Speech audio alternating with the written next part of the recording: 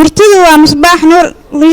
موقف تين بدنه ما هدوي تاريخ قشية ولبا ماهي منصب ويه بهي سيي روح مدنه ميد ويه روحي مقلاو معان صدقه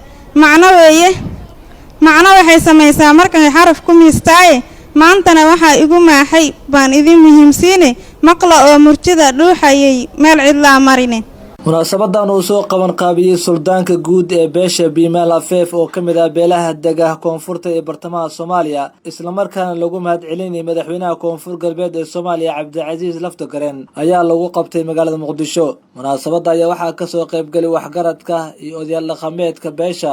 aqoon-yahano siyaasiyiin dhalinyaro haween iyo marti sharaf kale intay munaasabada socotay ayaa qaar kamid ah waxgaradka iyo siyaasiyiinta madasha ka hadlay waxay bogaadin u jeediyeen madaxweynaha koonfur galbeed waxayna sidoo kale ugu baaqeen inuu xalliyo tabashada ay ka qabaan qaabka awood qaybsiga siyaasadda ee maamulka koonfur galbeed waxaan halkan gowshan ugu talgalnay mahadnaq aan ugu talgalnay hadaan nahay beesha Bimal Afaaf dulmiga oo muddooyinkan oo ka jiray Soomaaliya gaar ahaan beesha Bimal Afaaf فرحت وين فرحت داسنا إلهي حقيسة إنك تمد وبما الجريرة الحمد لله دو دايا خيل دايا ميديها جو سيسا الحمد لله ما أنت وحنا موقتو أفتين وين dadaalkii iyo juhdigii ee uu sameeyay Bimal Afaaf Bimal Jareer aad ugu mahadsantiin wicitaankii aadna soo wacdeen annagana waa idinka ajib gacmo wada jiray wax ku gooyaan maalintan meeshan ku wada hadlayni maalin ay ahayd maantana maalin aad u farx weyn waaye waxa lagu farxo ayaad noo sheegteen ilaahay idinka farxiyo tan kale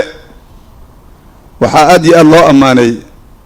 madaxweynaha iyo ra'iisul wasaaraha iyo madaxweynaha koonfur galbeed Laftagareen waa umada kulli wax weyn la taabtay ma laha hadda marba jireed jirac loo dhigayn 275 ala kala goynin marba hadda jireed jirac loo dhigayn wax ammaan ma ku jirto waan ammaani ma wax la ammaano ma hadda mar laba laga dhigay ammaan ma taayna meesha inaan halkaan aan ugu mahadceliyo mas'uuliyiinta ee dalka oo kamid yahay madaxweyne Maxamed Cabdullaahi Farmaajo ra'iisul wasaaraha Maxamed Xuseen Rooble iyo madaxweynaha koonfur galbeed Laftagareen waxaan idin leeyahay mar walba dadaalka aad wadiin oo cadaaladda ay ku dheexan tahay iyo sinaanta oo mar walba aad u taagan tihiin in Soomaali ay mid noqoto waxaan idin leeyahay keep going hor u sii wada inaa ka soo muuqdo xalfad ee jareer weyn qabto laakiin markii ugu horeysay Bimal ka soo muuqday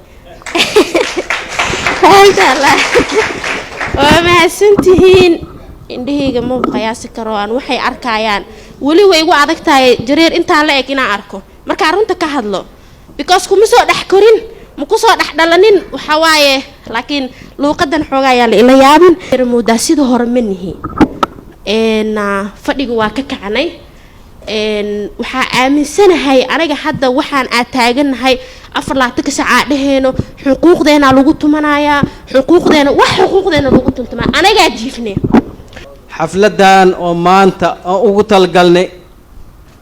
mahadcelin iyo dhiirigelin on u sameeynay madaxweyne Cabdicasiis Xasan Maxamed Laftagareen madaxweyne arintan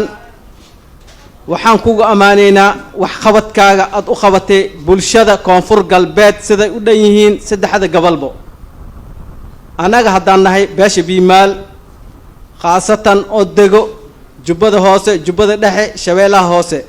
hadda maanta waxaan ka hadlaa oo hadalkayga isku kooban yahay maamulkayga qaaliga ah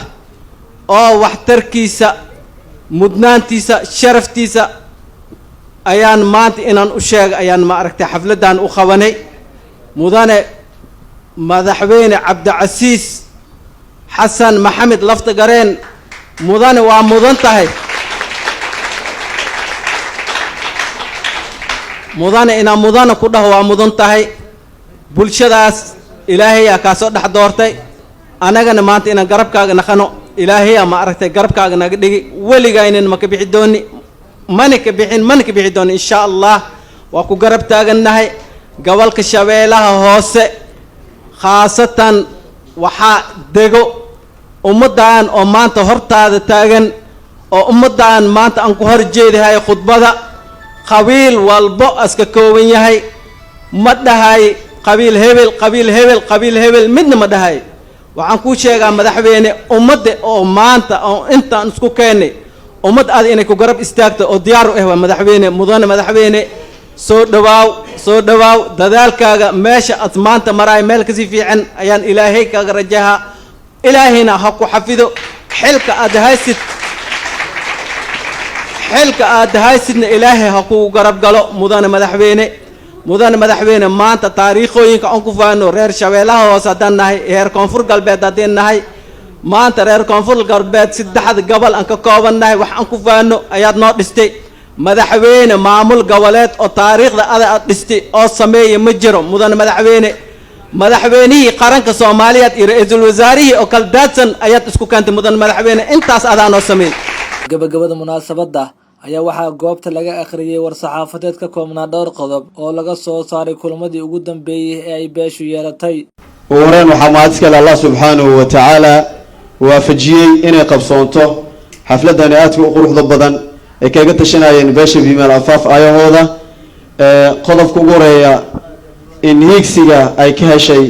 maamulka koonfur galbeed Soomaaliya iyo heer federaalba matalada ay ku leedahay ayaa ka soo baxay wixii dhimanna aan filayno insha Allah qodobka labaad waa bogaadin beesha biimaal afaaf bogaadinaysa maamulka koonfur galbeed Soomaaliya sida cadaaladda isinaanta ku dhehneed aan kaga helnay saamiga aan ku lahayn qodobka saddexaad in beesha biimaal afaaf maamulka shabeellada hoose wixii saami ay ku leedahay hesha ugu dambeyn waxaa ka soo baxay